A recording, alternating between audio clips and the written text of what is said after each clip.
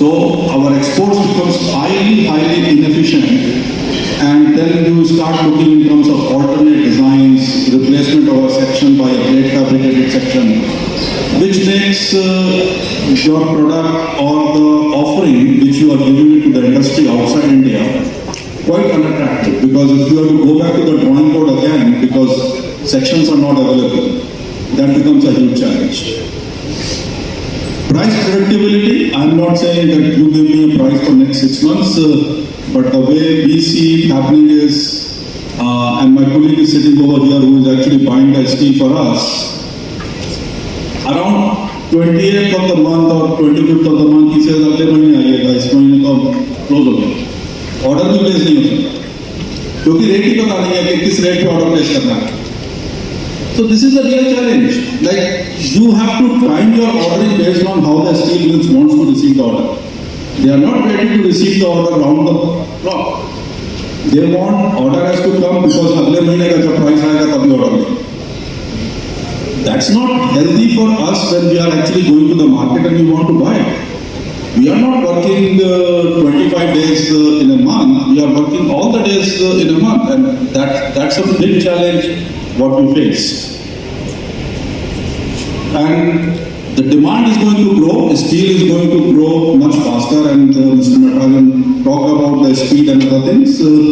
So I think if we have to meet the demand, because concrete will go down, steel will go up. This is my view, and this is what we see as a trend. The steel availability, and especially from a section perspective, is something which is very good. Reassuring that there is a possibility of change. See, the biggest challenge what we find is the availability of steel, what we need. The sections what we need, and I'll be talking more not for the automobile or a white good industry, because I'm from the EPC industry. We'll speak for the EPC industry. If I need to finish a particular structure or a particular substructure, and I need 30 different components to finish that up, assembling those 30 components in my factory itself is a challenge. Getting them in the right time, it's a challenge. Mill will make it as per their own production plan. I may get 26 and not all 28 or 30, and then I'm waiting. So that's one of the biggest challenges at the moment. The stockists are not there, the materials are not in stock. Every time, or I must say most of the time, the material is made to order. It's not available that I go and buy the material, especially the sections and the heavy thickness grades. The multiple grades which has come up in the design, good old days it used to be only 250 grade steel, but now we have multiple grades of steels. Every time a designer chooses to select a particular grade, and then you have to go to the market to buy.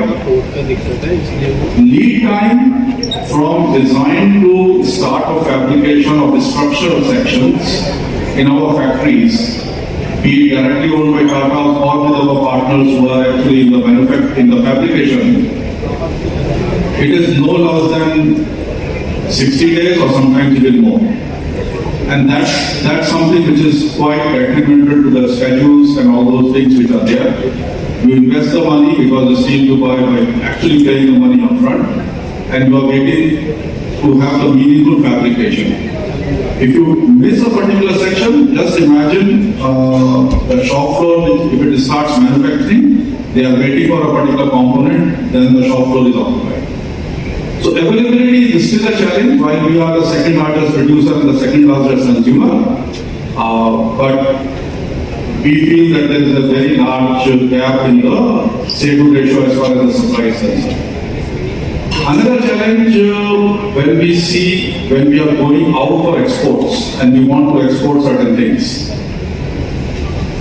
While we can export the plates and standard products, but if we are exporting the fabricated structures, we are still not manufacturing the range which is needed by the West. We are still manufacturing the range which is very... So I was saying a very good afternoon to all of you, and thank you for taking time out to be here at the 13th edition of Indian Steel Markets Conference.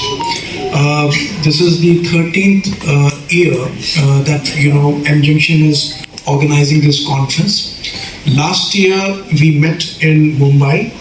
The year before that it was Bhubaneswar, and this year we have chosen Delhi to be the venue for this year's conference, because many of the points which we wanted to discuss in today's conference, such as sustainability, recycling, green manufacturing, these are actively discussed, debated, in the city.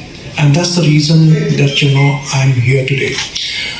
This conference, as you would have noticed from the theme, Steelathon, adding value to the steel value chain, is actually adding focus on an aspect which is becoming increasingly important for the Indian steel industry, which is in terms of